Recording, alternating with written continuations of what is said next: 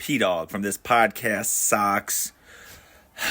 Yet again, the Kansas City Chiefs get what they want. They beat the Houston Texans 23-14, although the Houston Texans outperformed them. This game's on the Texans. They couldn't finish drives and get into the end zone. They settled for a lot of field goals and missed a couple bad ones.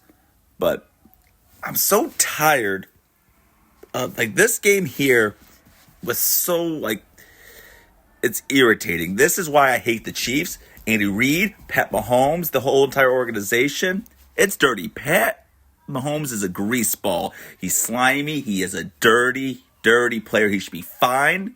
He should be fined, and he needs to get flags. What he's doing is so unsportsmanlike conduct. It's unbelievable. First off, that play where he bounces around, which is fine, and he's hiding behind his linemen, his wide receivers.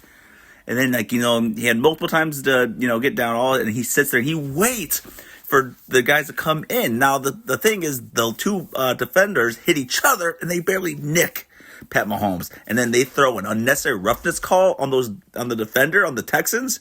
It's a joke. The refs are heavily favored every time. They heavily favor the Chiefs.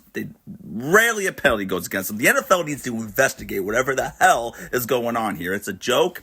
It is terrible.